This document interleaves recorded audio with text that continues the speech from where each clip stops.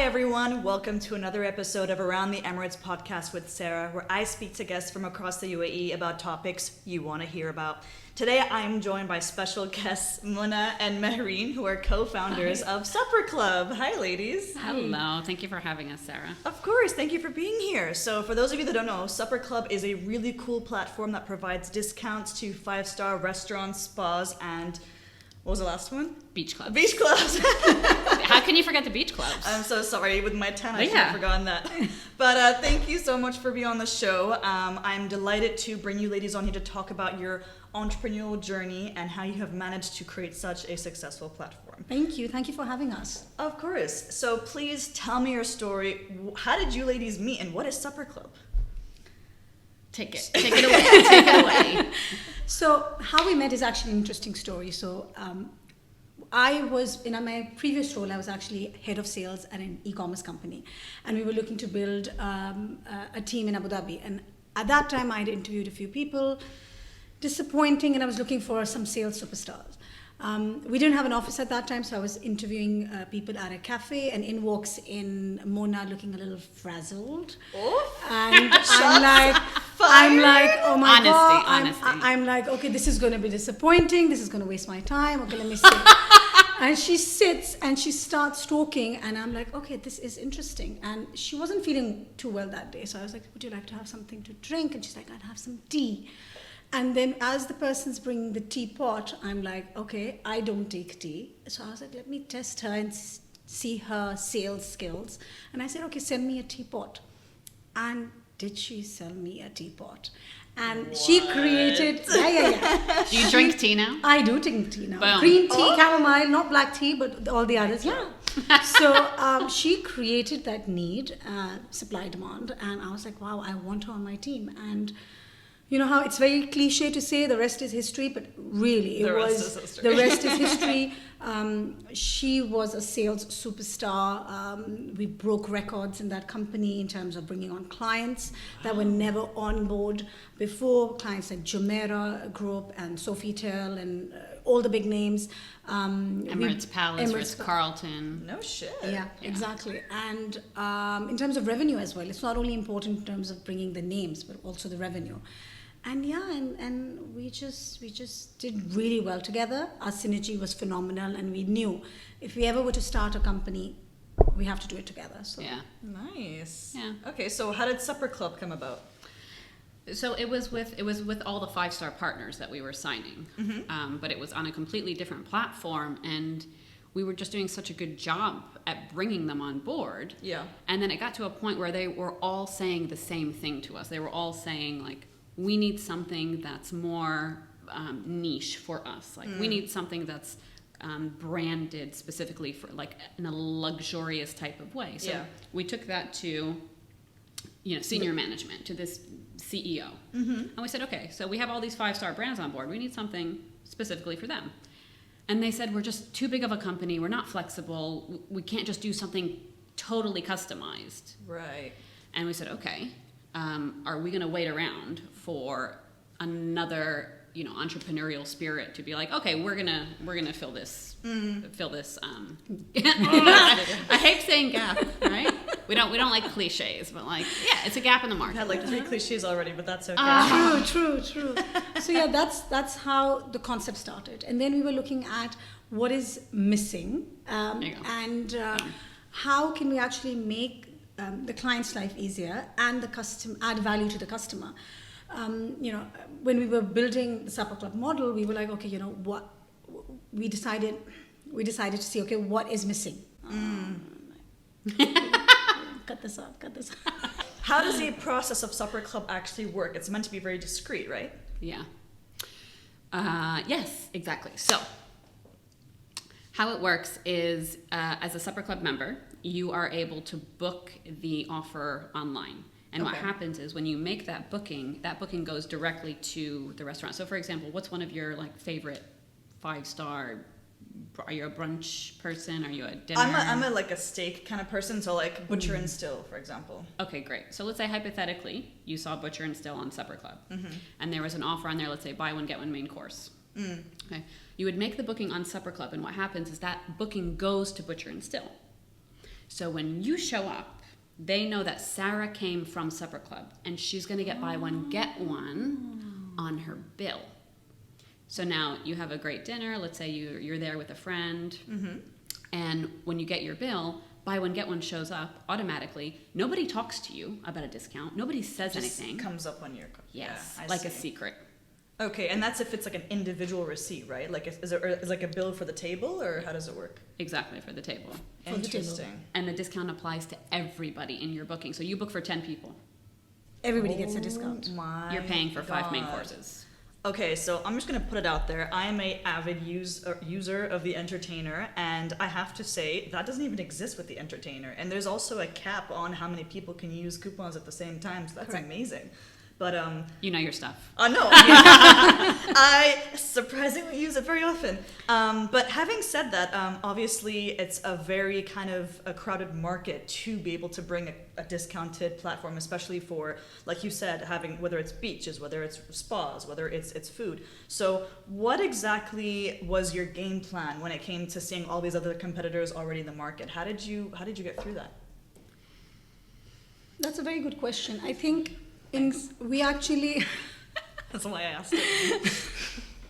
Continue, sorry. So we modeled SupperClub just to be very different from a lot of different aspects. So the first way we looked at was how can we be different from the hotel point of view, and what do they want that they're not getting now? So for the hotel point of view, it was the positioning. The positioning was missing. From a consumer point of view, it was a couple things that you mentioned. So number one, the limitations that all the other platforms has. Right. So like Entertainer is great. Like I use Entertainer, she uses Entertainer. Like I don't know. Still use Entertainer too? Yeah, but I use it like for like casual places. Oh. Right, but I use it. It's shade. No shade. No, of course, because it is valuable. Yeah. So yeah, for sure we use it, but we have a lot of places on SupperClub which are not on any other platforms. Right. That's what differentiates us. And the other thing, the concept about having the discount on the bill automatically, that is something that actually is a funny story. It came up from my husband, because my husband, I would use the Entertainer, and my husband would always be like, Mehreen, do you have to take out this Entertainer? I was like, yeah. And now, do you have to, besides mentioning the name, so do you have to use the discount? Okay, and then the server would come, and then you have to enter a PIN, and the server forgot the PIN, and then you have to pay with the app. And he'd be like, listen, I'll spend that extra 300 dirhams, I'll spend that extra 400 dirhams, but please spare me this. The shame. Yeah, and the other thing is also, okay, if you're just, as a family, you don't necessarily want the other table to know, like you're getting like a discount. There's that whole awkwardness that comes with it. And we said, okay, you know what, let's look at real life problems that we have with real life people and address that. And that is how most of SupperClub's features have come about. Yeah. Imagine you're on a date, right? And the guy pulls out a voucher. I think that I would be like conflicted. At first, I'd be like, I also understand that, if it was a nice place, I'd be like, I get that it's expensive, but also I'd be like, it's a first date. I'm worth it. Like, impression. I'm worth it, man. Pay full price. I'm not there yet in my life. But no, I see where you're coming from. I think it's really interesting that you, like, not only did you go for literally the hardest type of product and business, but you added even like that USP to make it so different and so much more convenient that it almost cancels out other different types of platforms. Like, knowing that you have the option to actually, I don't want to brag about money if I don't want to, or I just don't have enough money and I don't want to talk about it. You have made something so convenient and so discreet and comfortable for people, which people don't consider necessarily that that's an option. That no one would be like, hey, like, waiter, like, can I? Like, Yeah. So that's or you like walk up and go talk to the waiter, like over there to pay the bill, and then come back and sit down. Yeah. But interesting how the story has come together. I'm just curious, has there been any kind of like funny or weird story that you've come across since this started? No.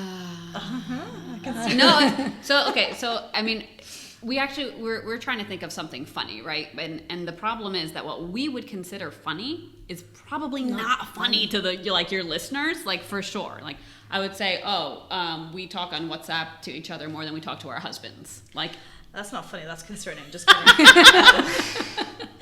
I mean, is there anything, I mean, like when it comes to like negotiations or when it comes to like experiences that your friends have told you about when it comes to using SupperClub, like anyone's like, what the hell, SupperClub? Like I come for soup, or like, what is that?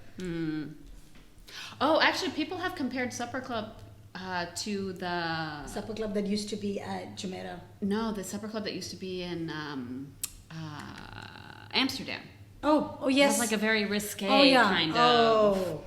Is that funny? I don't know. Are you guys laughing? Well, I need context. What is in Amsterdam? All kinds of stuff, right? I don't know. We are in no way related. But...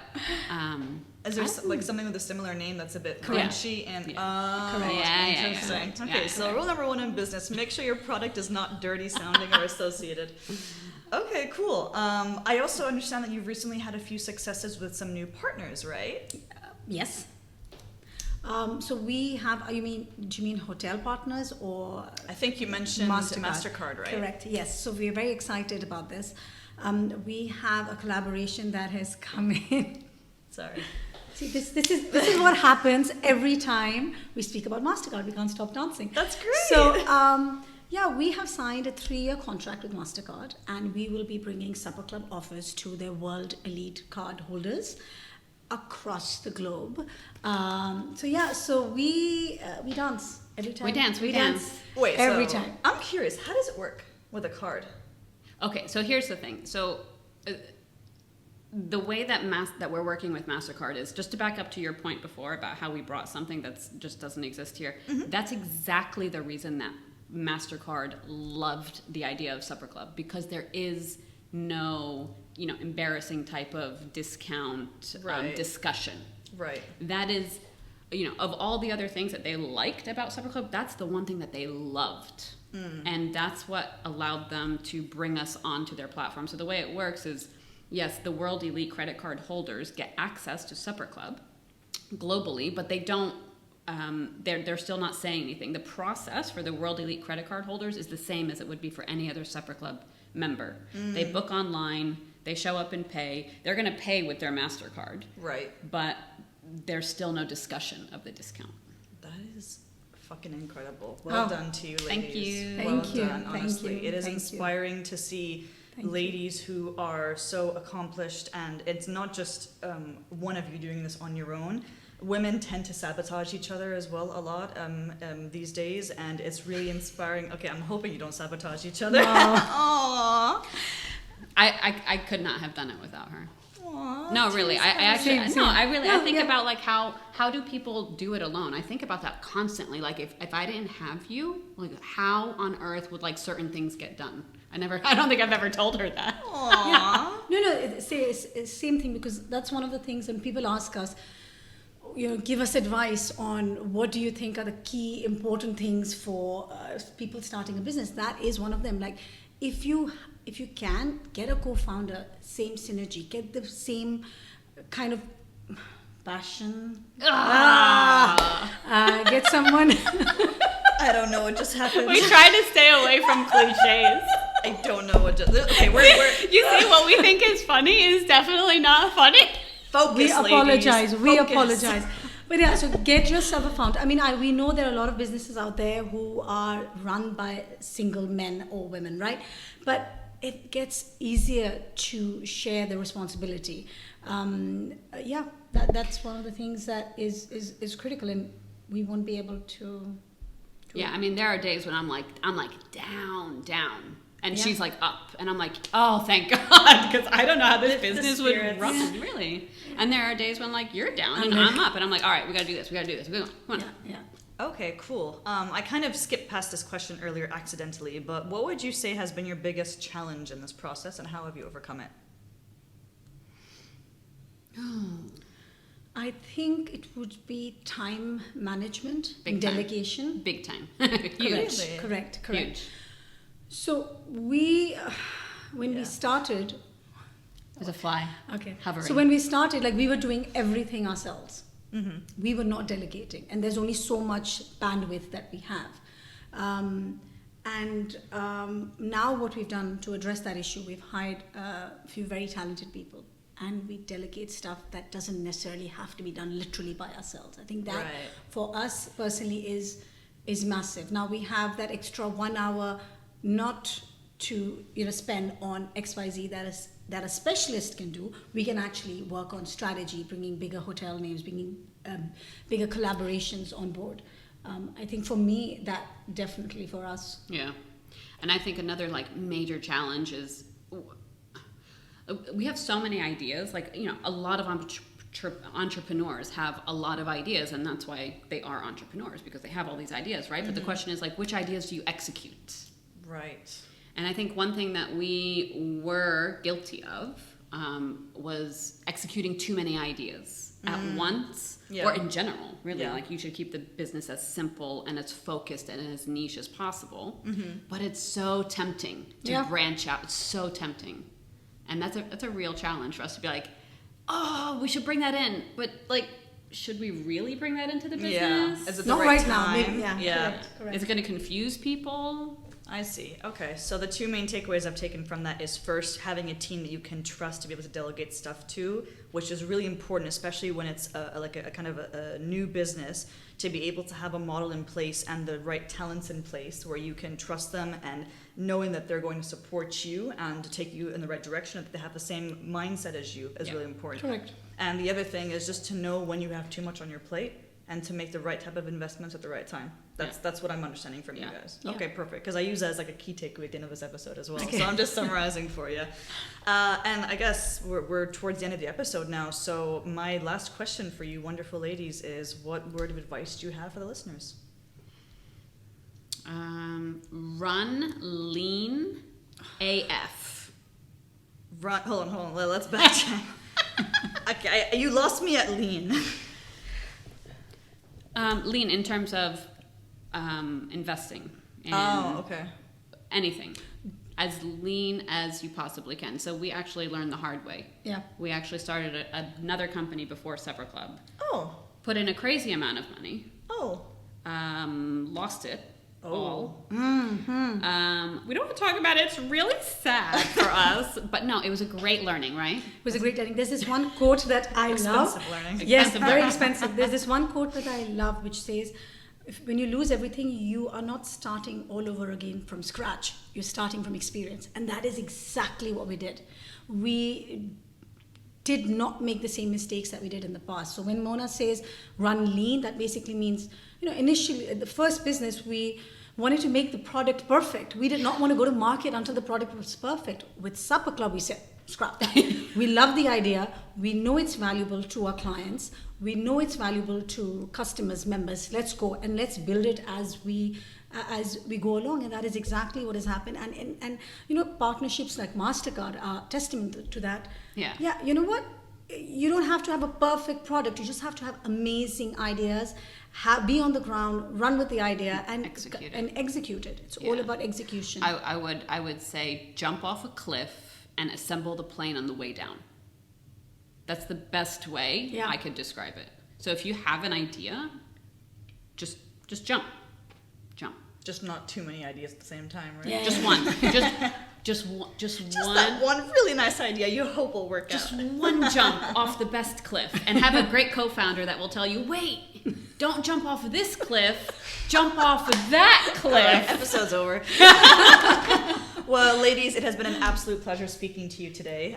Thank you so much for taking the time to talk to me about this incredible journey. You are an inspiration to entrepreneurs everywhere. So Thank you. I appreciate it. Thank you for having us. Thank you. Of course. And I just want to point out that she is literally wearing spoon and fork earrings because that's how much she's dedicated to food, which I love. We're going to go have afternoon tea now. Yeah. At the Don't West get End. them to be jealous. But thank you everyone for listening. As always, Around the Emirates podcast with Sarah is out every other Sunday. Check out the new episodes on Instagram, YouTube, Spotify. You know the drill, and see you soon. Bye. Bye.